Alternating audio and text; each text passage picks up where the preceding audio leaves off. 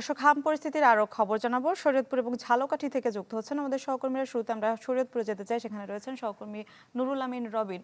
রবিন, আপনি ঠিক কোন হাসপাতালে রয়েছেন? সেখানে নতুন করে এই উপসর্গ নিয়ে আর কোনো রোগী শনাক্ত হয়েছে কিনা? মিলা, হামের প্রকোপ কিন্তু দিন যত যাচ্ছে কিছুটা বাড়ছে শরীয়তপুরে, এবং আমি বর্তমানে রয়েছে শরীয়তপুর জেলা সদর হাসপাতালে। 250 শয্যা বিশিষ্ট যেই জেলা সদর হাসপাতাল রয়েছে, এই হাসপাতালটিতে সবশেষ তথ্য অনুযায়ী আমরা এই মুহূর্তে যেটি জানতে পেরেছি, 37 জন রোগী শিশু যারা হামের উপসর্গ নিয়ে ভর্তি হয়েছেন এবং তারা চিকিৎসা নিচ্ছেন। এছাড়াও শরীয়তপুর জেলায় যে 6টি উপজেলা রয়েছে, এই 6টি উপজেলার মধ্যে সবচেয়ে বেশি হামে আক্রান্ত হয়েছে জাজিরা উপজেলার মানুষ, এবং যেই 111 জন রোগী এরই মধ্যে হামে আক্রান্ত হয়ে চিকিৎসা নিয়েছেন, তার মধ্যে কিন্তু 44 জন এই জাজিরা উপজেলাতে শনাক্ত হয়েছে। যার কারণে জাজিরা উপজেলাতে দেশের যেই প্রাথমিকভাবে যেই উপজেলাগুলিতে হামের টিকা প্রয়োগ করা হচ্ছে, সেই তালিকায় কিন্তু জাজিরার নাম রয়েছে, এবং জাজিরাতে আজকে চতুর্থ দিনের মতো টিকা কার্যক্রম চলছে। গত 3 দিনে স্বাস্থ্য বিভাগের তথ্য অনুযায়ী সেখানে কিন্তু প্রায় 2600 জন শিশুকে এই হামের টিকার আওতায় আনা হয়েছে, এবং তাদের যেই প্রাথমিক লক্ষ্যমাত্রা তারা নির্ধারণ করেছে যে এই কয়দিনে তারা 30,000 শিশুকে এই হামের টিকা প্রয়োগ করবে। আর একটি উদ্বেগজনক তথ্য যেটি, শরীয়তপুরে যারাই আক্রান্ত হয়েছে এদের মধ্যে কিন্তু এরই মধ্যে 3 জন শিশুর মৃত্যুর খবর নিশ্চিত করেছে স্বাস্থ্য বিভাগ। যদিও তারা শরীয়তপুর থেকে অবস্থার অবনতি হওয়ায় তারা ঢাকা চিকিৎসাধীন অবস্থায় মারা গিয়েছেন। আর এই হামের প্রকোপ বেড়ে যাওয়া এবং 3 শিশুর মৃত্যুর ঘটনায় কিন্তু অভিভাবকরা বেশ উদ্বিগ্ন। তারা কিন্তু এই হামের উপসর্গ বা দেখতে পাচ্ছি হামের রোগীদের জন্য আলাদা একটি বিভাগ তারা চালু করেছে, এবং চিকিৎসকদের পক্ষ থেকে বিশেষ ব্যবস্থাপনায় চিকিৎসা দেওয়া হচ্ছে। এছাড়া স্বাস্থ্য বিভাগের পক্ষ থেকে এই হামের প্রাদুর্ভাবে প্রচারণা সভা করা হচ্ছে, মানুষকে সচেতন করা হচ্ছে। তো সব মিলিয়ে শরীয়তপুরের হামের প্রকোপ এই মুহূর্তে যেমন রয়েছে, পাশাপাশি অভিভাবকদের মধ্যে কিন্তু যে টিকাদান কর্মসূচি শুরু হয়েছে তা নিয়েও আগ্রহ আমরা খানিকটা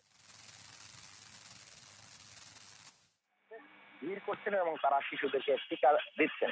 তো মিলা, এই ছিল আমার কাছে মোটামুটি শরীয়তপুর থেকে হামের প্রকোপ নিয়ে।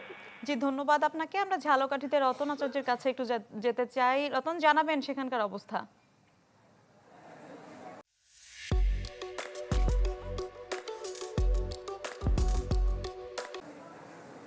নীলা, ঝালকাঠির যে 4টি উপজেলা রয়েছে, যে 4টি উপজেলায় গত 24 ঘন্টায় ঝালকাঠিতে 8 জন রোগী এই হামের উপসর্গ নিয়ে ভর্তি হয়েছে। এর মধ্যে ঝালকাঠি সদরে রয়েছে 3 জন, এবং নলছিটিতে 3 জন, ঝালকাঠির কাঠালিয়া 1 জন, রাজাপুরে 1 জন। আপনি জানেন যে ঝালকাঠির যে নলছিটি উপজেলা রয়েছে, সেই নলছিটি উপজেলাকে কিন্তু আসলে হামের যে হটস্পট, সেই হটস্পট ঘোষণা করা হয়েছে। সেই কারণেই কিন্তু যে জরুরি টিকাদান কর্মসূচি, সেই জরুরি টিকাদান কর্মসূচি চলছে নলছিটিতে।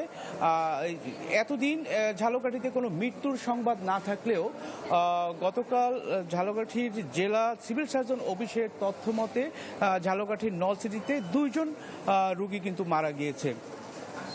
তো এছাড়াও কিন্তু সন্দেহভাজন রোগী হিসাবে ঝালকাঠির বিভিন্ন হাসপাতালে 42 জন রোগী এই হামের চিকিৎসা নিয়েছে। এছাড়াও ঝালকাঠির যে সদর হাসপাতাল রয়েছে, সেই সদর হাসপাতালে কিন্তু এখন পর্যন্ত যে শিশু ওয়ার্ড, সেই শিশু ওয়ার্ডে 30 জনের বেশি রোগী জ্বর, সর্দি, কাশি সহ বিভিন্ন উপসর্গ নিয়ে তারা কিন্তু চিকিৎসা নিচ্ছে।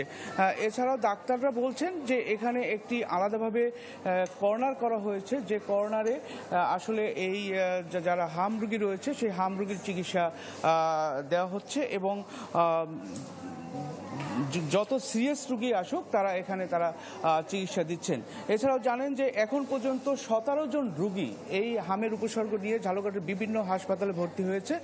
এখন পর্যন্ত 5 জন রোগী ভালো হয়ে বাড়ি ফিরে গেছে। এছাড়াও কয়েকজন রোগীকে শেরেবাংলা মেডিকেল কলেজ হাসপাতালে কিন্তু স্থানান্তর করা হয়েছে। আপনি জানেন যে এখান থেকে শেরেবাংলা মেডিকেল কলেজ একটু কাছাকাছি হওয়াতে এখান থেকে গুরুত্বপূর্ণ রোগীগুলো আসলে চলে যাচ্ছে এই শেরেবাংলা মেডিকেল কলেজ হাসপাতালে। তো নীলা, এই ছিল আমার কাছে ঝালকাঠি থেকে সর্বশেষ। জি রতন, ধন্যবাদ আপনাকে।